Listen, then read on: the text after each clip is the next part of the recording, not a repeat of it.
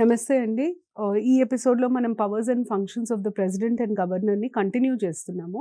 నేను లాస్ట్ ఎపిసోడ్‌లో powers and functions of the president and governor explain చేశాను. అంటే ప్రెసిడెంట్‌కి ఏమేమి పవర్స్ ఉంటాయి, అధికారాలు ఉంటాయి, గవర్నర్‌కి ఏమేమి అధికారాలు ఉంటాయి, ఆ లిస్ట్ చెప్పాను. దాని తర్వాత గవర్నర్‌కి ఉండనివి, ప్రెసిడెంట్‌కి ఉండేవి 2 ఎక్స్‌ట్రా ఉంటాయి. ఒకటేమో డిప్లొమాటిక్ పవర్స్, ఇంకొకటి మిలిటరీకి దౌత్య కార్యకలాపాలకు సంబంధించిన అధికారాలు. మిలిటరీకి సంబంధించిన అధికారాలు ప్రెసిడెంట్‌కి ఉంటే గవర్నర్‌కి అవి ఉండవు. అయితే దాంట్లో నేను మొదలు executive powers of president, governor 2 చెప్పాను. ఎందుకంటే ఎప్పుడైనా మీరు గుర్తుపెట్టుకోవాల్సింది ఏంటంటే ప్రెసిడెంట్, గవర్నర్ కంపారిజన్‌లో అడుగుతారు. అంటే ప్రెసిడెంట్, గవర్నర్‌ని కలిపి కంపేర్ అండ్ కాంట్రాస్ట్‌లో అడుగుతారు. ప్రెసిడెంట్, గవర్నర్‌లో ఏది కామన్ ఉంది, ఏది ఆహ్, డిఫరెంట్‌గా ఉంది అన్న దాని మీద క్వెషన్స్ ఎక్కువొస్తాయి. అయితే మనము లాస్ట్ కన్క్లూడ్ చేసింది ఆర్డినెన్స్ మేకింగ్ పవర్. ఆర్డినెన్స్ ఎప్పుడు డిక్లేర్ చేయొచ్చు? ఎట్లా డిక్లేర్ చేస్తారు? ఆర్డినెన్స్‌కి, లాకు ఉండే తేడాలేంటి? ప్రెసిడెంట్ ఆర్డినెన్స్ పవర్‌కి, గవర్నర్ ఆర్డినెన్స్ పవర్‌కి ఉండే తేడాలేంటి? ఇవి నేను లాస్ట్ ఎపిసోడ్‌లో ఎక్స్‌ప్లెయిన్ చేశాను. కంటిన్యూ చేస్తూ లెజిస్లేటివ్ పవర్స్‌లో ప్రెసిడెంట్‌కి ఉండే రెండో లెజిస్లేటివ్ పవర్‌ని మనం వీటో పవర్ అని అంటాం. Veto power article 111 కిందొస్తది. ఇది ప్రెసిడెంట్ వీటో పవర్. అయితే వీటో అన్న పదం అర్థం ఏంటి? వీటో అన్న పదము ఒక లాటిన్ పదము. లాటిన్ లాంగ్వేజ్ నుండి వచ్చిన పదము. దాని అర్థం ఏంటంటే ఆపడం. Forbid are stop. ఏదన్నా జరుగుతుంటే దాన్ని ఆపితే మనం అది వీటో అని అంటాం. యూజ్డ్ యాస్ వీటో అంటే ఇది చేయాలనుకుంటున్నారు కానీ ఆపేశారు. ఆ ఆపేయడాన్ని మనం వీటో అని అంటాం. అయితే ప్రెసిడెంట్ ఏం ఆపుతారు? ఎందుకు ఆపుతారు? అవసరం ఏముంది అన్న దానికొస్తే మనము ప్రెసిడెంట్ ఓత్ ప్రమాణ స్వీకారం లో మీరు గమనిస్తే ఏమని ఉంటుంది అంటే protect, preserve and defend the constitution.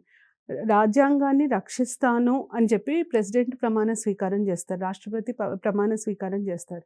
దాని అర్థం ఏంటంటే ఎట్టి పరిస్థితులలో రాజ్యాంగ ఉల్లంఘనకి తావివ్వకూడదు.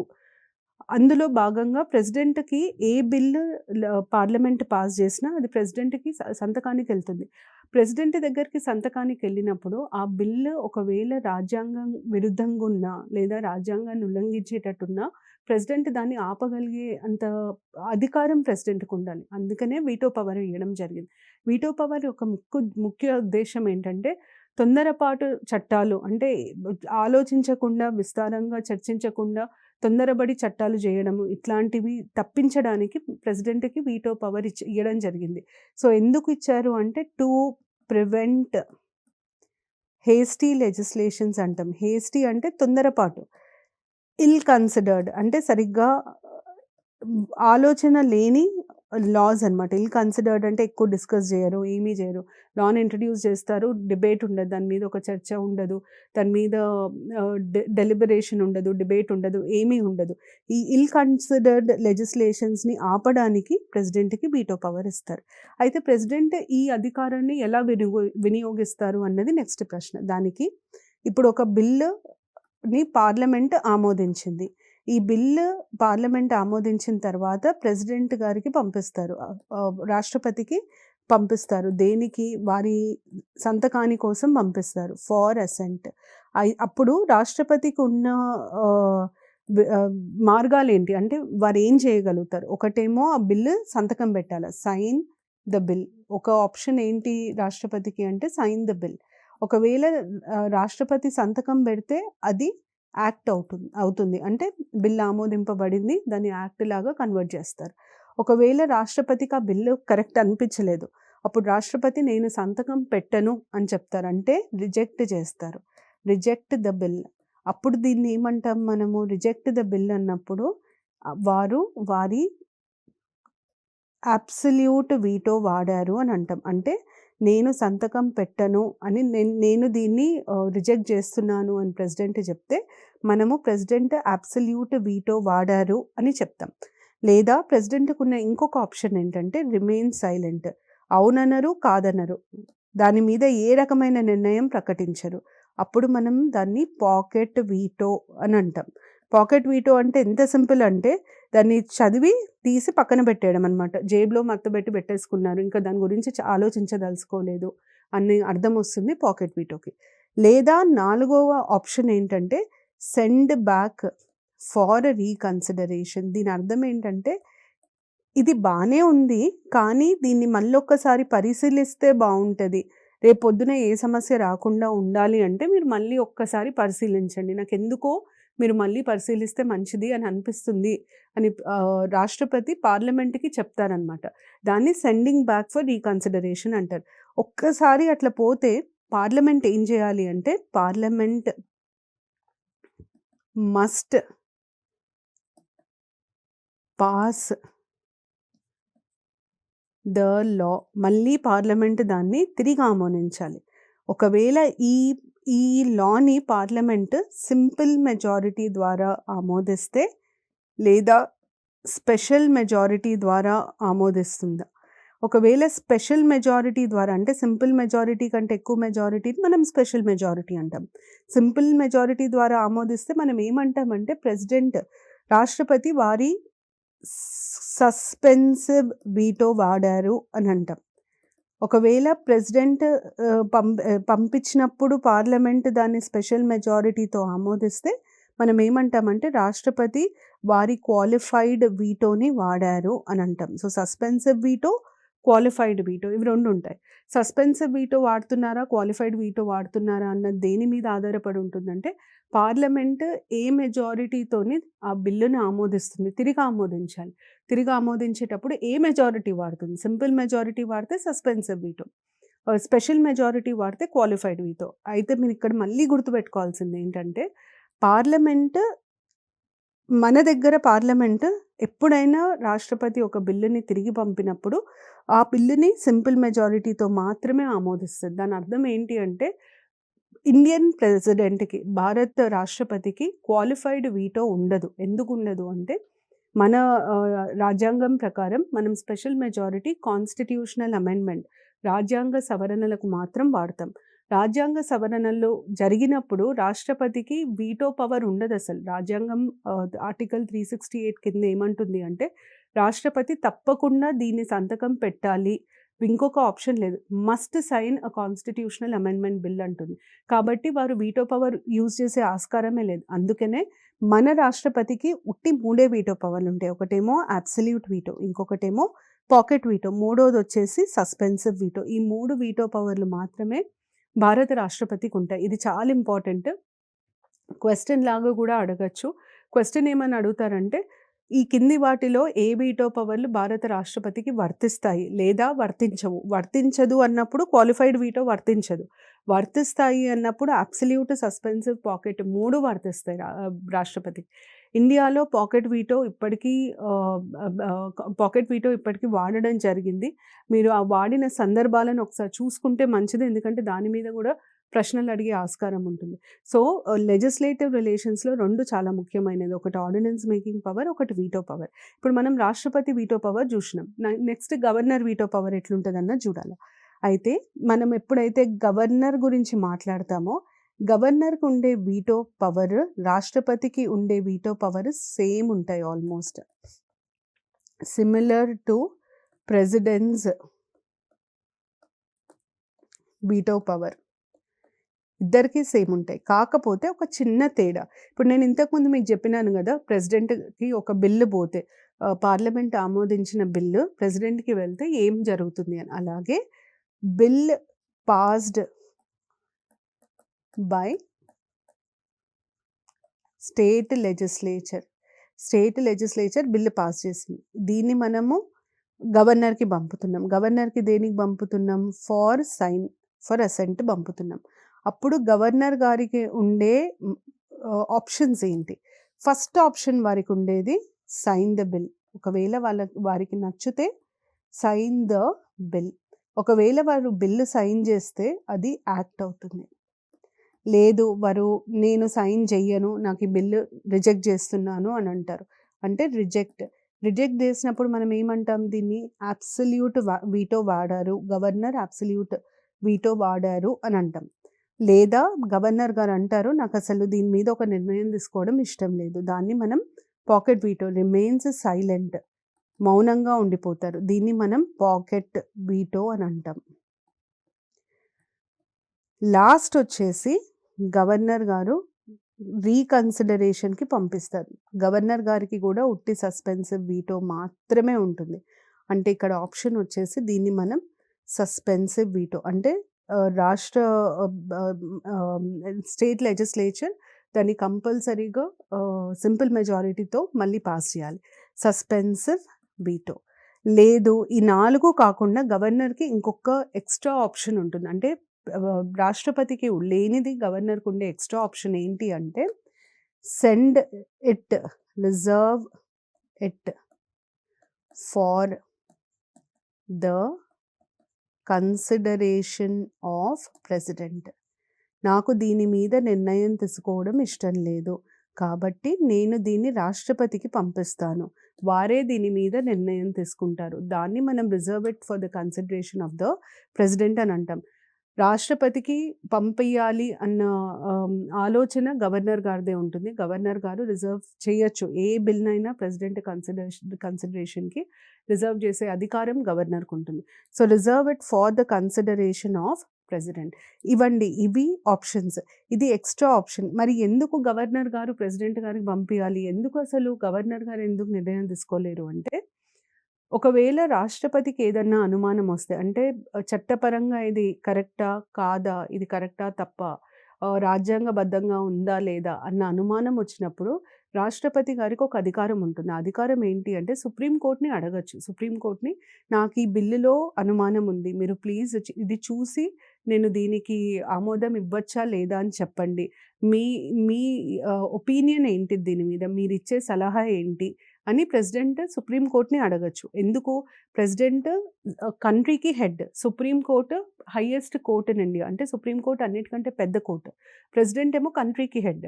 కానీ గవర్నర్ పైన ప్రెసిడెంట్ ఉన్నారు. కాబట్టి గవర్నర్ హైకోర్ట్‌ని అడిగే హక్కు ఉండదు గవర్నర్‌కి. ఆ అధికారం ఉండదు. అందుకనే గవర్నర్ గారు ప్రెసిడెంట్‌కి పంపిస్తారు. ఇది actually feature of federation with a strong centre. ఒకవేళ మనం గవర్నర్ గారిని హైకోర్టు జడ్జిని అడగొచ్చు లేదా హైకోర్ట్‌ని అడగొచ్చు అనంటే స్టేట్ ఇండిపెండెంట్ అయిపోతది. స్టేట్ డిపెండెన్సీ సెంటర్ మీద తగ్గిపోతది. ఇండియాలో కాన్స్టిట్యూషన్ ఎట్లా రాయబడి ఉందంటే స్టేట్స్ కి మంచి పవర్ ఇస్తుంది. కానీ ఆ స్టేట్స్ ఎప్పుడైనా కేంద్రం మీద ఆధారపడి ఉండేటట్టు రాశారు కాన్స్టిట్యూషన్‌ని. సో, ఇక్కడ గూడా రాష్ట్రం కేంద్రం మీద ఆధారపడి ఉన్నది క్లియర్‌గా కనిపిస్తది. గవర్నర్‌కి ఎప్పుడు ఏ అనుమానం వచ్చినా వారు ఆ బిల్లుని రాష్ట్రపతికి పంపొచ్చు. అప్పుడు రాష్ట్రపతి దాని మీద నిర్ణయం తీసుకుంటారు. ఒకవేళ వారికి గూడా ఏదైనా అనుమానం ఉంది లేదా క్లారిటీ లేదు అనుకుంటే వారు సుప్రీం కోర్ట్‌ని సంప్రదించొచ్చు. సో, ఇవి గవర్నర్‌కి ఉండే ఆప్షన్స్. ఇవి legislative powers of governor and president. దీంతో మనం లెజిస్లేటివ్ పవర్స్ కంప్లీట్ చేసాం. నెక్స్ట్ మనకి జ్యుడిషియల్ పవర్స్ ఉంటాయి. జ్యుడిషియల్ పవర్స్ ప్రెసిడెంట్‌కి, గవర్నర్‌కి ఉంటాయి. 2 రకమైన జ్యుడిషియల్ పవర్స్ ఉంటాయి. మొదటి దాన్ని మనము పార్డనింగ్ పవర్స్, క్షమాభిక్ష అని అంటారు. మీరు న్యూస్‌లో ఎప్పుడైనా చూసుంటారు. పార్డనింగ్ పవర్స్ అని అంటాం. ఈ పార్డనింగ్ పవర్స్ ప్రెసిడెంట్‌కి ఉంటాయి, గవర్నర్‌కి ఉంటాయి. ఇద్దరికీ వర్తిస్తాయి. కానీ రెండోది power to take advice. Power to take advice. సలహా సూచనలు. టు టేక్ అడ్వైజ్ ఎవరి నుండి? సుప్రీం కోర్ట్ నుండి.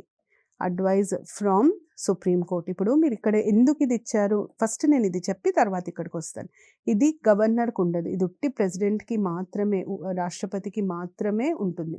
ఎందుకుంటుంది అంటే మళ్ళీ మనం రాష్ట్రపతి ప్రమాణ స్వీకారానికెళ్ళాలి. ప్రమాణ స్వీకారంలో నేను రాజ్యాంగాన్ని రక్షిస్తాను అని రాష్ట్రపతి చెప్తున్నారు. కానీ అందరూ రాష్ట్రపతులు లీగల్ ఎక్స్‌పర్ట్స్ కారు. వాళ్ళకి చట్టం మీద అంత అవగాహన ఉండకపోవచ్చు. లీగల్ ఎక్స్‌పర్ట్స్ కాదు. ఉదాహరణకి మనకి అబ్దుల్ కలాం గారు గూడా రాష్ట్రపతిలాగా సర్వ్ చేశారు. వారొక సైంటిస్ట్. సో, వారిలాంటి వాళ్ళు రాష్ట్రపతి అయినప్పుడు వాళ్ళకి ఖచ్చితంగా నిపుణుల సలహా అవసరం పడుతుంది. రాష్ట్రపతికి సలహా ఇచ్చేంత సమర్థత క్వాలిఫికేషన్ ఉట్టి సుప్రీం కోర్ట్‌కి మాత్రమే ఉంటది. అందుకనే రాష్ట్రపతికి ఎప్పుడు అనుమానం వచ్చినా ఇది న్యాయబద్ధంగా ఉందా? ఇది చట్టబద్ధంగా ఉందా? ఇది రాజ్యాంగబద్ధంగా ఉందా? అన్న అనుమానం వచ్చినప్పుడు వారు డైరెక్ట్‌గా సుప్రీం కోర్ట్‌ని అప్రోచ్ అవ్వచ్చు. అది ఈ పార్ట్ అన్నమాట. ఇది ఆర్టికల్ 143 కిందొస్తది. ఆర్టికల్ నంబర్ చాలా చాలా ముఖ్యం. ఆర్టికల్ 143ని మనం advisory jurisdiction of supreme court అని అంటాం. దీని అర్థం ఏంటంటే సుప్రీం కోర్ట్‌కి అధికారం ఉంటుంది. రాష్ట్రపతి ఎప్పుడు సుప్రీం కోర్ట్‌ని సలహా అడిగినా, సుప్రీం కోర్ట్‌కి సలహా ఇచ్చే అధికారం ఉంటుంది. So, advisory jurisdiction of supreme court అని అంటాం. అయితే 143ని మనం ఎట్లా అర్థం చేసుకోవాలి? నేను చెప్తాను చూడండి. 143లో ఏమంటారంటే, రాష్ట్రపతి ఏ ప్రజా సమస్య లేదా ఏ విషయం ప్రజలకి సంబంధించిన విషయం, ముఖ్యమైన విషయం ఏమని ఉంటుంది అంటే, any matter of general public importance, ప్రజలకి సంబంధించిన ఏ అంశం మీదైనా వారు సుప్రీం కోర్ట్ నుండి సూచనలు, సలహాలు తీసుకోవచ్చు అని ఉంటుంది. Importance can seek advice of supreme court, advice of supreme court. ఇది రాజ్యాంగంలో 143 కింద రాసింది. అయితే ఇప్పుడు నేను సలహా అడుగుతున్నాను. ఎవరినైతే అడుగుతున్నానో వాళ్ళు సలహా ఇవ్వాలా ఖచ్చితంగా అంటే, మామూలుగా మాట్లాడుకుంటే ఇవ్వాల్సిన అవసరం లేదు. ఇక్కడికొచ్చేసరికి ఏమైతదంటే, కొన్ని విషయాలలో సుప్రీం కోర్ట్ ఖచ్చితంగా సలహా ఇవ్వాలి. కొన్ని విషయాలలో అవసరం లేదు. సుప్రీం కోర్ట్ ఒక సైడ్ ఏమంటున్నా నేను, మస్ట్ గివ్ అడ్వైజ్ అని అంటున్నా. ఖచ్చితంగా సలహా ఇవ్వాలి. Supreme court may give advice అని అంటున్నా. మస్ట్‌కి, మేకి తేడా ఏంటి అంటే, ఇక్కడ సుప్రీం కోర్ట్ ఇష్టం. ఒకవేళ నచ్చితే సలహా ఇస్తుంది, నచ్చకపోతే సలహా ఇవ్వదు.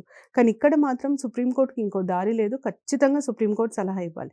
ఇది ఎట్లాంటి విషయాలలో అంటే, ఫెడరల్ ఇష్యూస్‌లో అంటే దేశము, రాష్ట్రాలు, సెంటర్ స్టేట్ రిలేషన్స్‌కి సంబంధించిన అంశాలు. ముఖ్యంగా మన రాజ్యాంగం రాకముందు ఏదన్నా అగ్రీమెంట్, ఒక 2 రాష్ట్రాల మధ్యలో ఏదైనా అగ్రీమెంట్ జరిగి, ఆ అగ్రీమెంట్‌కి సంబంధించి ఏదైనా గొడవ ఉందనుకోండి, ఆ గొడవకి సంబంధించి అడ్వైజ్ సుప్రీం కోర్ట్ ప్రెసిడెంట్‌కి ఇవ్వాలి. ప్రీ కాన్స్టిట్యూషనల్ డిస్ప్యూట్స్ అని అంటాం. Pre constitutional agreement related disputes అని అంటాం. సో, ఇక్కడ మాత్రం సుప్రీం కోర్ట్ ఖచ్చితంగా సలహా ఇవ్వాలి.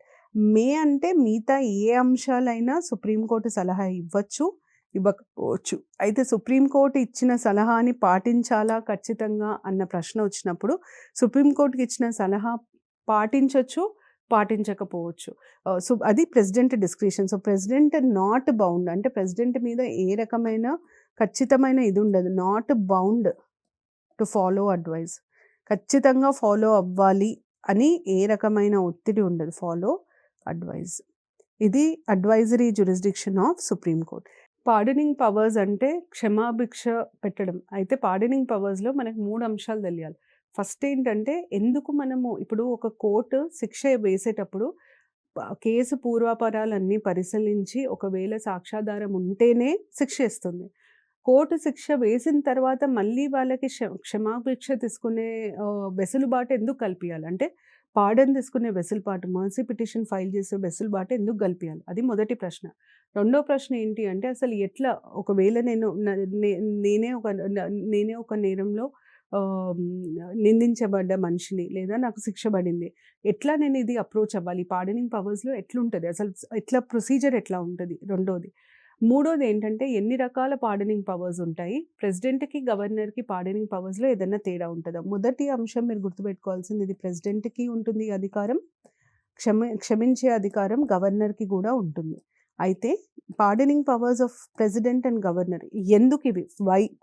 ఫస్ట్ క్వెషన్ మీరెప్పుడైనా గ్రూప్ 1కి ప్రిపేర్ అయ్యే పిల్లలు, సివిల్స్‌కి ప్రిపేర్ అయ్యే స్టూడెంట్స్ ఏది చదివినా మీరు ఖచ్చితంగా అడగాల్సింది ఏంటంటే, ఇది ఎందుకిట్లా జరుగుతుంది? ఒకవేళ ఏదైనా డిజాస్టర్ అయినా గూడా, ఎందుకు ఈ డిజాస్టర్ అయింది? ఎందుకు ఈ విపత్తొచ్చింది? ఎందుకు అన్న ప్రశ్నను మీరెప్పుడు మర్చిపోవద్దు. ఎందుకంటే మీరు ఒక్కసారి ఇది ఎందుకు జరిగింది అని ఆలోచిస్తే, ఆ విషయాన్ని మీరెప్పుడు మర్చిపోరు. మీకది ఎప్పటికీ జ్ఞాపకం ఉంటుంది. అక్కడ కోరిలేట్ అయిపోతుంది. మీకు కాజ్, ఎఫెక్ట్, రీజన్ తెలిస్తే గుర్తుపెట్టుకోవడం చాలా ఈజీ. అయితే ఎందుకు ఈ క్షమించే అధికారాన్ని ప్రెసిడెంట్‌కి, గవర్నర్‌కి ఇస్తారు? ఒకటేంటంటే, మన దగ్గర ఇండియాలో చట్టం తీరు ఎట్లా ఉంటుందంటే, ప్రొసీజర్ ఎస్టాబ్లిష్డ్ బై లా, చట్టపరంగానే చట్టబద్ధులై నడుచుకోవాలి. జ్యుడిషియరీకి కొన్ని కొన్ని సార్లు ఏమైతదంటే, కొన్ని నేరాలలో మీరు గమనిస్తే అది 2 రకాలుంటాయి. చట్టపరంగా అది నేరం. కానీ మనము మొరాలిటీ, ఎథిక్స్ వీటి గురించి మాట్లాడినప్పుడు అది నేరం గాదు. ఉదాహరణకి ఆహ్, కొన్ని సినిమాలలో చూపిస్తారు. ఇప్పుడు 'దృశ్యం' సినిమాలో అబ్బాయిని ద అమ్మాయి తల్లి చంపేస్తుంది. సో, ఆ అబ్బాయిని ఆ అమ్మాయి తల్లి చంపడం చట్ట వ్యతిరేకం అది. చట్టానికి వ్యతిరేకంగా చూసింది. కానీ మనం నైతికతల గురించి మాట్లాడినప్పుడు, నైతిక విలువల గురించి మాట్లాడినప్పుడు, నైతికంగా అది తప్పా? అది శిక్ష విధించాలా లేదా అన్న ప్రశ్నకొస్తే చాలామంది అది తప్పు గాదు అని అంటారు. సో, కానీ చట్టం నేను ఒకవేళ జడ్జ్ అయితే ఖచ్చితంగా చట్టపరంగా నడుచుకోవాలి. చట్టం ఏమంటుంది? ఒక మనిషిని చంపడం శిక్షార్హం అంటుంది. కాబట్టి నేను శిక్షించాలి. ఇట్లాంటి జ్యుడిషియల్ ఎర్రర్స్‌ని కరెక్ట్ జేయడానికి పార్డనింగ్ పవర్స్ ఇవ్వడం జరిగింది. అంటే ఇవి కావాలని చేసినయి గాదు. ఇంకొక ఆప్షన్ లేక చట్టపరంగా నడుచుకోవాలి గాబట్టి చేసినయి. సో, శిక్షించే ఇట్లాంటి శిక్షలని మాఫీ చేసే అధికారం రాజ్యాంగం కల్పిస్తుంది. ఫస్ట్ రీజన్ అది. సెకండ్ రీజన్ ఏంటంటే, ఇప్పుడు ఒక తప్పు జరిగినప్పుడు మన రియాక్షన్ 2 రకాలుగా ఉంటది. తప్పు చేశారు గాబట్టి మనం శిక్షించాలని జెప్పి రియాక్ట్ అవుతాం. లేదా తప్పు చేశారు, వారి తప్పు వారు తెలుసుకొని వాళ్ళు మారాలి అని జెప్పి ఒక రకం ఒక ఉద్దేశ్యంతో చేస్తారు. అంటే 2 ఉద్దేశాలు. ఉద్దేశ్యం ఒకటేంటంటే, నువ్వు తప్పు చేసినావు, నీకు ఖచ్చితంగా శిక్ష పడాలి, నేను శిక్షిస్తున్నాను అంటాం. లేదు నువ్వు తప్పు చేసినావు, నీకు నీ తప్పు తెలియాలి, నువ్వు మారాలి అంటాం. భారత చట్ట విధానం ఎట్లా ఉంటుందంటే, Indian legal system main purpose ఏంటి అంటే, మార్పు తీసుకురావాలి. ఒక మనిషి తప్పు చేసినప్పుడు ఒక నేరస్తుడిలో మార్పు తీసుకురావడం భారత శిక్షా విధానంలో అతి ముఖ్యమైన ఆబ్జెక్టివ్. సో, ఒక మనిషి తప్పు చేసిండు, ఆహ్, జీవిత ఖైదు పడింది. కానీ ఆ మనిషి జైల్లో ఉన్నాక చాలా మారిండు, మంచి అయిండు. అట్లాంటి మనిషికి ఇంకొక ఛాన్స్ ఇవ్వాలి. మళ్ళీ బయటికొచ్చి బతికే ఛాన్స్ ఇవ్వాలి. ఆ ఛాన్స్ కల్పించడానికి కూడా పార్డనింగ్ పవర్స్ ఇవ్వడం జరిగింది. అందుకని మీరు చూడండి, జైల్లో చాలా రిఫార్మ్స్ జరుగుతాయి. మెడిటేషన్ నేర్పిస్తారు, యోగా నేర్పిస్తారు, వాళ్ళకి పని కల్పిస్తారు, ఆ పనికి వాళ్ళకి జీతం ఇస్తారు, ఇవన్నీ చేస్తారు. ఎందుకు అంటే వాళ్ళు తప్పు చేశారు కాబట్టి, అది అంటే ఎట్లా అంటే కన్నుకి కన్ను సిద్ధాంతం కాదు మనది. తప్పు చేశారు కాబట్టి వాళ్ళకి ఖచ్చితంగా శిక్ష ఇవ్వాలి. శిక్ష ఇవ్వాలి, కానీ ఆ శిక్ష ఎట్లుండాలంటే ఆ మనిషి లోపల మార్పు రావాలి. మార్పొచ్చేటట్టు మనం శిక్షించాలనుకుంటాం. అందుకు పార్డనింగ్ పవర్స్. సో, 2 కారణాలు. ఒకటేమో జ్యుడిషియల్ ఎర్రర్స్‌ని కరెక్ట్ చేయడం. ఇంకొకటేంటంటే రిఫార్మ్. ఒక మారిన నేరస్తుడికి ఇంకొక ఛాన్స్ ఇవ్వడానికి పార్డనింగ్ పవర్స్ ఇవ్వడం జరిగింది.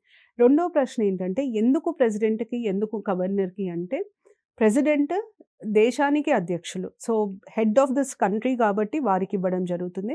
Governor head of the state కాబట్టి వారికివ్వడం జరుగుతుంది. వీరిద్దరికీ ఉంటాయి. అయితే పార్డనింగ్ పవర్‌లో ప్రొసీజర్ ఏంటిది? ఇప్పుడు నేను రాష్ట్రపతికి ఒక అర్జీ పెట్టుకోవాలి. అయ్యా నన్ను క్షమించండి, క్షమాభిక్ష వెయ్యండి అని. దాన్ని మనం మర్సీ పిటిషన్ అని అంటాం. ఈ మర్సీ పిటిషన్‌ని మనం రాష్ట్రపతి కార్యాలయం గానీ గవర్నర్ గారి కార్యాలయానికి గానీ అర్జీ పెట్టుకోవాల్సొస్తుంది. అయితే రాష్ట్రపతికి ఎప్పుడెళ్ళాలి, గవర్నర్‌కి ఎప్పుడెళ్ళాలి అన్న ప్రశ్నకొస్తే, ఎప్పుడైతే శిక్ష సెంటర్ చేసిన చట్టాల కింద పడుతుందో రాష్ట్రపతి దగ్గరికెళ్తారు. ఎప్పుడైతే శిక్ష రా రాష్ట్రం చేసిన చట్టాల కింద పడుతుందో అప్పుడు గవర్నర్ దగ్గరికెళ్తారు. ఉదాహరణకి 'నిర్భయ' అనే చట్టం సెంటర్ చేసింది. 'నిర్భయ యాక్ట్' మీ అందరికీ తెలిసుంటది. 'నిర్భయ' అన్న యాక్ట్ సెంటర్ చేసింది. కాబట్టి 'నిర్భయ' కింద ఎట్లాంటి పనిష్మెంట్ వచ్చినా వీళ్ళు ప్రెసిడెంట్‌కే అపీల్ చేసుకోవాలి. అదే 'దిశ' చట్టం కూడా మీ అందరికీ తెలిసుంటది. ఆంధ్రప్రదేశ్‌లో 'దిశ' చట్టం ఉంది. సో, 'దిశ' కింద ఎట్లాంటి ఆహ్, ఆహ్, ఆహ్, శిక్ష పడ్డా ఖచ్చితంగా ఆంధ్రప్రదేశ్ గవర్నర్‌కే అర్జీ పెట్టుకోవాలి. సో, మర్సీ పిటిషన్ వారి ఆఫీస్‌లో ఫైల్ చేస్తాం. మర్సీ పిటిషన్ ఫైల్ చేసిన తర్వాత ఇంత టైంలో ప్రెసిడెంట్ గానీ, గవర్నర్ గానీ డిసైడ్ చేయాలని రూల్ ఉండదు. అది సమయానికి బద్ధంగా ఉండదు. అంటే it is not time bound. Time ఏమీ ఉండదు. ఒక్కసారి మనం పెడితే వారు ఎప్పుడైనా చూడొచ్చు. ఆహ్, ఉదాహరణకి ప్రతిభా పాటిల్ గారు రాష్ట్రపతిగా ఉన్న సమయంలో వారు ఒక్క మర్సీ పిటిషన్‌ని కూడా కన్సిడర్ చేయలేదు. అసలు వారు ఏ మర్సీ పిటిషన్ మీద నిర్ణయం తీసుకోలే. అదే మీరు ప్రణబ్ ముఖర్జీ గారి స స పదవీ కాలం చూడండి, రాష్ట్రపతిలాగా వారు 4, 5 మర్సీ పిటిషన్స్ మీద నిర్ణయం తీసుకున్నారు. ఎస్పెషల్లీ ఈ డెత్ పెనాల్టీ పడ్డ వారి మీద నిర్ణయం తీసుకున్నారు. అట్లా ఈ టైంలో నిర్ణయం తీసుకోవాలి అని ఏ రకమైన రూల్ ఉండదు. నిర్ణయం తీసుకునేటప్పుడు ఖచ్చితంగా రాష్ట్రపతి గానీ, గవర్నర్ గానీ ఆహ్, హోమ్ మినిస్ట్రీ సూచనలు తీసుకుంటారు. ఎందుకు హోమ్ మినిస్ట్రీ సూచనలు తీసుకుంటారు అంటే, లా అండ్ ఆర్డర్, జైల్స్ ఇవన్నీ హోమ్ మినిస్ట్రీ కిందికొస్తాయి. అంటే అసలు ఆ కేసు పూర్వాపరాలు, ఆ వ్యక్తి నడవడిక జైల్లో ఎట్లా ఉంది, ఇవన్నీ హోమ్ మినిస్ట్రీకి బాగా తెలుస్తాయి. అందుకనే హోమ్ మినిస్ట్రీ నుండి ఒక రిపోర్ట్ అడుగుతారు. ఆ రిపోర్ట్ ఆధారంగా రాష్ట్రపతి గానీ, గవర్నర్ గానీ నిర్ణయం తీసుకునే ఆస్కారం ఉంది. పార్డనింగ్ పవర్స్‌కి సంబంధించి ఈ మర్సీ పిటిషన్‌ది ఏదైతే నేను మీకిప్పుడు చెప్పానో, అది ఎక్కడ రాజ్యాంగంలో రాసిలేదు. రాజ్యాంగం ఏమంటుందంటే, ప్రెసిడెంట్‌కి, గవర్నర్‌కి పార్డనింగ్ పవర్స్ ఉంటాయి. ఈ రకమైన పార్డనింగ్ పవర్స్ ఉంటాయి అని మాత్రమే చెప్తుంది. అది ఇన్ రియాలిటీ అంటే రియల్ లైఫ్‌లో అది ఎట్లా ఇంప్లిమెంట్ అవుతది అంటే, ఇట్లా ఈ ప్రొసీజర్ ఇట్లా ఉంటుంది. అయితే పార్డనింగ్ పవర్స్‌లో రకాలుంటాయి. ఏ రకమైన పార్డనింగ్ పవర్స్ ఉంటాయి? అది అర్థం చేసుకునే ముందు మనం ఏం అర్థం చేసుకోవాలంటే, ఒక్కసారి కోర్టు శిక్ష వేసినప్పుడు, కోర్టు శిక్షని సెంటెన్స్ అని అంటాం. సెంటెన్స్‌కి 2 అంశాలు ఉంటాయి. అంటే 2 పాయింట్స్ ఉంటాయి. ఒకటేమో ఎన్ని రోజులు టెన్యూర్ ఆఫ్ ద సెంటెన్స్ అని అడుగుతాం. లేదా టర్మ్ ఆఫ్ ద సెంటెన్స్ అని అడుగుతాం. దాని తర్వాత రిగరసా అంటే ఏ రకమైన శిక్ష పడింది. రిగరసా, నార్మలా, కఠిన కారాగార శిక్ష అంటారు. సాధారణ కారాగార శిక్ష అని అంటారు. కఠిన కారాగార శిక్ష పడిందా? సాధారణ కారాగార శిక్ష పడిందా? ఎందుకంటే ఇది మారుతది. టైప్స్ ఆఫ్ పార్డనింగ్ పవర్స్‌లో ఇది ఇంపార్టెంట్. అయితే మనము టైప్స్‌కొచ్చేసరికి ఫస్ట్ టైప్‌ని ఏమంటామంటే కమ్యూట్ అని అంటాం. తర్వాత రెమిట్, మూడోది రెస్పైట్, నాలుగోది రిప్రైవ్. ఇవి 4 రకాల పార్డనింగ్ పవర్స్ ఉంటాయి. Commute, remit, respite, reprieve. ఈ 4గిట్లో తేడా ఏంటి? కమ్యూట్ అంటే మనము నేచర్ ఆఫ్ సెంటెన్స్‌ని మారుస్తాం. Nature changed. అదే రెమిట్‌కొచ్చేసరికి టర్మ్‌ని మారుస్తాం. Term changed. Nature changed. నేను ఎగ్జాంపుల్స్ ఇస్తాను దీనికి. ఉదాహరణకి ఒక మనిషికి మరణ శిక్ష పడింది. డెత్ పెనాల్టీ నుండి మనము జీవిత ఖైదీ లైఫ్ ఇంప్రిజన్మెంట్‌కి మారుస్తాం. లైఫ్ ఇంప్రిజన్మెంట్ అంటే సినిమాలలో చూసినట్టు 14 ఏళ్ళు కాదు. బతికున్నన్ని రోజులు జైల్లోనే ఉండాలి. సో, మరణ శిక్ష బదులు మనం జీవితకాలం లైఫ్ ఇంప్రిజన్మెంట్ ఇస్తున్నాం. అట్లాగే టర్మ్ చేంజ్డ్ అంటే 10 ఏళ్ళు కఠిన కారాగార శిక్ష పడ్డ వారికి 7 ఏళ్ళు కఠిన కారాగార శిక్ష అని అన్నారు ప్రెసిడెంట్. దీన్ని మనం టర్మ్ చేంజ్ వ్యవధిని తగ్గిస్తున్నాము గానీ పనిష్మెంట్ తీవ్రతను తగ్గిస్తలేం మనం. అది రెమిట్. రెస్పైట్ అని అంటే ఏంటంటే, ఏదైనా అసాధారణమైన సిట్యుయేషన్‌లో మనము టర్మ్‌ని గానీ type of punishment rigorous, normal లేదా టెన్యూర్‌ని గానీ మారుస్తాం. సో, అసాధారణమైన సిట్యుయేషన్ అన్‌యూజువల్ సర్కమ్‌స్టాన్సెస్ అన్నమాట. నార్మల్ కాదు, అన్‌యూజువల్ సర్కమ్‌స్టాన్సెస్. ఉదాహరణకి ఒక వ్యక్తికి జీవిత ఖైదీ పడింది. ఆ వ్యక్తికి 36 ఏళ్ళు అనుకోండి. సడెన్‌గా ఆ వ్యక్తికి క్యాన్సర్ డయాగ్నోస్ అయింది లాస్ట్ స్టేజ్. ఆ వ్యక్తిని ఇంకా ఎన్ని రోజులు జైల్లో పెడతారు? ఎట్లాగో వారికి ఉన్న జీవితకాలం 5 నెల్లో, 6 నెల్లో ఏదో చెప్పిండు డాక్టర్. ఇంకా 5, 6 నెలలకి వారిని జైల్లో పెట్టినా లాభం లేదు. కనీసం ఆ చివరి రోజులు ఫ్యామిలీతో గడుపుతారు అని చెప్పి వదిలేస్తారు. దాన్ని రెస్పైట్ అంటాం. అట్లా వదిలేసినప్పుడు మనం ఏమంటామంటే ప్రెసిడెంట్, గవర్నర్ రెస్పైట్ యూజ్ చేశారు అని అంటాం. రిప్రైవ్ అంటే అర్థం ఏంటంటే, ఇప్పుడు నేను ఆహ్, ఆహ్, మర్సీ పిటిషన్‌ని అప్లై చేశాను ప్రెసిడెంట్‌కి. అప్పుడు ప్రెసిడెంట్ ఎన్ని రోజులలో నిర్ణయం తీసుకుంటారో తెలియదు. కానీ మరణశిక్ష కోర్టు విధించేటప్పుడు ఈ రోజు ఉరిదీయాలి అని ఖచ్చితంగా కోర్టు చెప్తది. ఆ రోజు ఉరిదీయాలి అన్న ఆ కోర్టు సెంటెన్స్‌ని కొంచెం సేపటికి పోస్ట్‌పోన్ చేస్తారు ప్రెసిడెంట్. ఆ పోస్ట్‌పోన్‌మెంట్‌ని మనం రిప్రైవ్ అని అంటాం. అంటే temporary suspension of punishment. Temporary suspension of punishment. ఇది రిప్రైవ్. ఇవి 4 రకాల పార్డనింగ్ పవర్స్.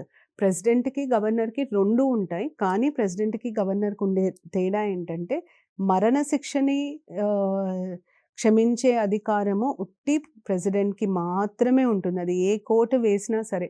గవర్నర్‌కి మరణశిక్షని క్షమించే అధికారం ఉండదు. రెండోది ఏందంటే మిలిటరీ కోర్టులు ఇచ్చే శిక్షని గూడా క్షమించే అధికారం ఉట్టి ప్రెసిడెంట్‌కుంటుంది. గవర్నర్‌కుండదు. ఎందుకు ప్రెసిడెంట్‌కి? ఎందుకంటే president supreme commander of armed forces. కాబట్టి వారికి మాత్రమే ఉంటుంది. ఇది judicial powers of president. So, మనం ఇంతకుముందు డిస్కస్ చేసినట్టు పార్డనింగ్ పవర్స్ ఒకటి, advisory jurisdiction of supreme court. ఎందుకు పార్డనింగ్ పవర్స్, ఎందుకు అడ్వైస్ తీసుకోవాలి, ఇవి 2 నేను క్లియర్‌గా ఎక్స్‌ప్లెయిన్ చేశాను. అయితే ఈ ఎపిసోడ్‌లో మనము ఫస్ట్ వీటో పవర్ గురించి చర్చించుకున్నాము. గవర్నర్‌కుండే వీటో అధికారం గురించి, ప్రెసిడెంట్‌కుండే వీటో అధికారం. ఎందుకిచ్చారు? ఎలాంటి అధికారాలుంటాయి? దేంట్లో ఇది అప్లికబుల్, దేంట్లో అప్లికబుల్ కాదు అన్నది చర్చించుకున్నాము. దాని తర్వాత judicial powers of president, judicial powers of governor చర్చించుకున్నాము. జ్యుడిషియల్ పవర్స్ ఆఫ్ ప్రెసిడెంట్‌లో 2 ఒస్తాయి. కానీ గవర్నర్‌కి మాత్రం ఒకటే అధికారం ఉంటుంది. క్షమించే అధికారం ఉంటుంది. అయితే ప్రెసిడెంట్ ఎందుకు సలహా తీసుకోవాలి సుప్రీం కోర్ట్ నుండి? ఎప్పుడు సలహా తీసుకోవచ్చు? సుప్రీం కోర్ట్ సలహా ఇవ్వాలా లేదా? సుప్రీం కోర్ట్ సలహా ఇచ్చినప్పుడు అది ప్రెసిడెంట్ దానికి బద్దులై ఉండాలా? వద్దా? ఇవన్నీ నేను చెప్పాను. ఆహ్, పార్డనింగ్ పవర్స్‌కొచ్చినప్పుడు అసలు పార్డనింగ్ పవర్స్ అంటే ఏంటి? ఎందుకిచ్చారు రాజ్యాంగంలో? ఎలాంటి పార్డనింగ్ పవర్స్ ఉంటాయి? ఇవన్నీ కూడా డిస్కస్ చేశాను. నెక్స్ట్ ఎపిసోడ్‌లో మనము ఆహ్, మనం ఫైనాన్షియల్ పవర్స్, దాని తర్వాత diplomatic powers, military powers, discretionary powers ఇవి నెక్స్ట్ ఎపిసోడ్‌లో డిస్కస్ చేద్దాము. Thank you.